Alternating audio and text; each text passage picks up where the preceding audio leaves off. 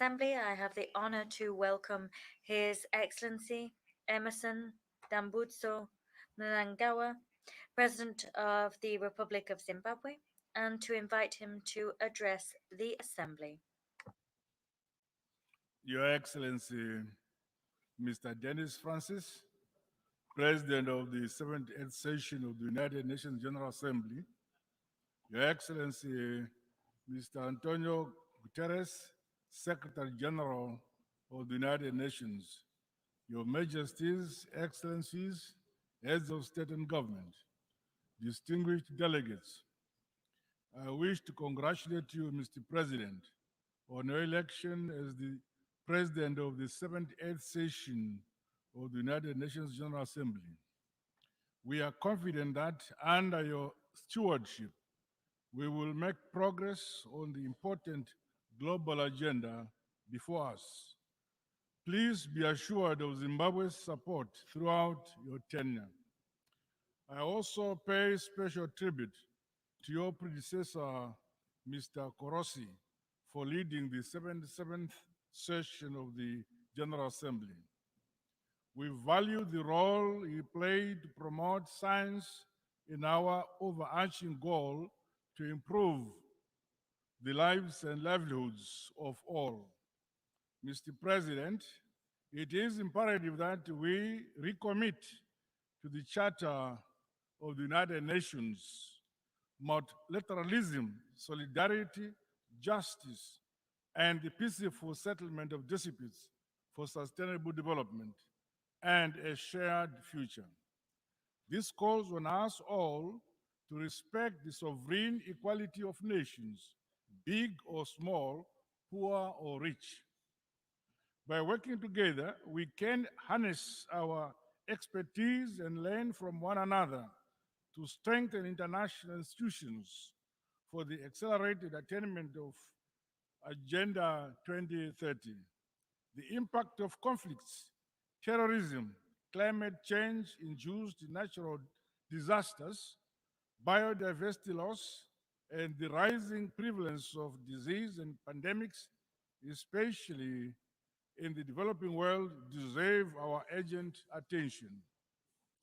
Regrettably, progress towards the achievement of the Sustainable Development Goals has been uneven, while global solidarity has been tasted and the self-interest superseding cooperation. We have a duty to reignite our commitment to the principles of the 2030 Agenda and rekindle the spirit of multilateralism. To accelerate our action on the SDGs, we must scale up investments in people and communities by ensuring access to quality education, healthcare, clean water, and sanitation for all. The creation of economic opportunities, decent jobs, and entrepreneurship, especially among women and youth, must remain a priority. Excellencies, Zimbabwe continues to entrench democracy, constitutionalism, good governance, and the rule of law following the recently held 2023 harmonized general elections. I am pleased to highlight that our country enjoyed peace before, during, and after our free, fair, transparent, and credible elections. Zimbabwe has been under the illegal unilateral economic sanctions for 23 years, imposed by some Western countries. These sanctions were designed to subjugate the sovereign will of the Zimbabwean people. We therefore demand that the unjustified unilateral sanctions be unconditionally lifted, including those imposed on countries like Cuba. We remain grateful for the support and solidarity of progressive countries in the Committee of Nations. In spite of these debilitating sanctions, the people of Zimbabwe have become masters of their destiny. This is anchored on a philosophy that, as a people, we have the duty and responsibility of developing our country using our own domestic resources. Partners and investors are welcome, but guided by our own vision and national priority areas. We are recording unprecedented development and economic success milestones. For the last 3 years, our country has been the fastest growing economy in our Southern Africa region. Further, Zimbabwe is prioritizing the eradication of poverty and improving the quality of life of our people, particularly those in rural areas. The empowerment and the capacitation of communal and small scale farmers has seen us realize food and nutrition security at both household and national level. With effect from this year, our country will become a net exporter of wheat. Zimbabwe has not been spared from the negative impact of climate change. Hence, my government continues to make the requisite investment in infrastructure to mitigate and build resilience towards climate change adaptation. Dams are being built across the country. In addition, we have begun an ambitious and yet achievable program to sink solar powered balls in each of our country's 35,000 rural villages and schools. Alongside each of these water points are commercial nutritional gardens for the empowerment of our women and youth. Through the use of our own resources, we have constructed an unprecedented number of schools, clinics, and provided other social amenities throughout our communities. Mr. President, today's realities across all regions bring to the fore the importance of global solidarity. No nation, no matter how powerful, can stand alone to realize sustainable and inclusive development.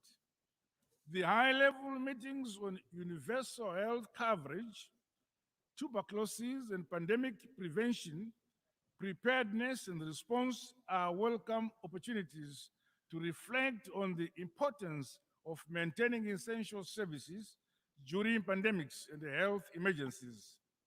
The realization of affordable and quality health delivery, as outlined under SDG 3, is a key deliverable for my administration. Science, technology, and innovation are essential ingredients to leapfrog the modernization and industrialization of developing countries. To this end, Zimbabwe continues to reap the benefits of a comprehensive and transformative heritage based higher education curriculum. The innovation hubs and industrial parks established within institutions of higher education have refocused young people in our tertiary institutions towards developing and producing goods and services. Allow me to reaffirm that Zimbabwe is actually open for business. Mr. President, building resilience and tackling the adverse impact of climate change should be an urgent priority for us all. In the case of Zimbabwe and the Southern Africa region, floods and droughts have affected the livelihoods of many while hindering progress on national development. May I express my deepest condolences and sympathies to the government and peoples of the Kingdom of Morocco and the State of Libya on the recent loss of lives as a result of the devastating impact of climate change. There is need for concrete climate action as opposed to mere promises so that we strengthen our adaptation, resilience, and mitigation mechanisms. We must transition to a low carbon and resilient global economy by increasing investments in renewable energy, sustainable agriculture, and a green infrastructure. Commitments made under the United Nations Framework Convention on Climate Change and the Paris Agreement must be honored to deliver climate justice. It is our hope that progress will be made to operationalize the loss and damage fund.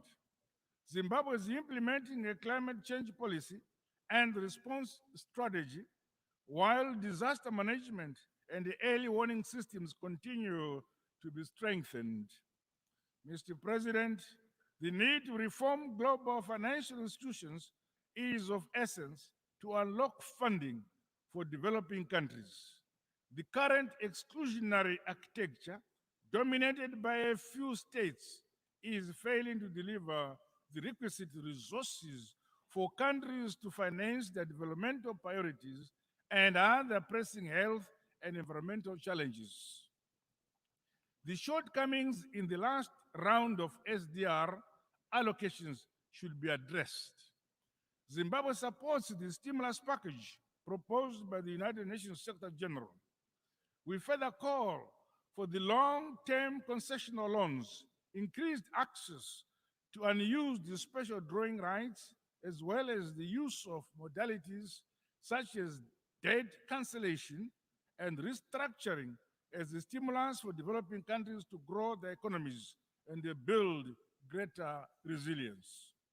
We strongly condemn tendencies by some powerful countries who preach peace, human rights, and democracy, and yet clandestinely fund conflicts and the unconstitutional change of governments for their own narrow interests. We further condemn the use of unilateral and illegal sanctions as a foreign policy tool at the disposal of some powerful nations, such as those sanctions imposed on Zimbabwe and the countries like Cuba. Such actions hamper the trust, global solidarity, and the multilateralism we desire. It is important that we channel our collective efforts towards building peace and driving forward our development agenda for shared prosperity. There is much more that unites us than that which divides us. Similarly, the establishment of a fair and inclusive global security architecture has become urgent. The maintenance of peace and security should never be the preserve of a privileged few. Zimbabwe reaffirms calls by Africa for the reform of the United Nations Security Council in line with Ezulwini Consensus and the CITE Declaration. Mr. President, allow me to conclude by reaffirming Zimbabwe's commitment to the purposes and principles of the United Nations Charter as we implement our Global Agenda 2030.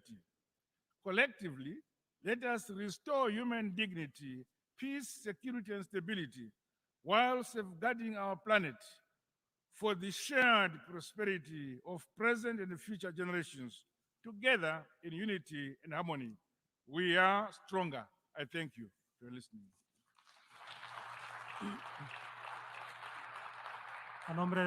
On behalf of the Assembly, I wish to thank the President of the Republic of Zimbabwe for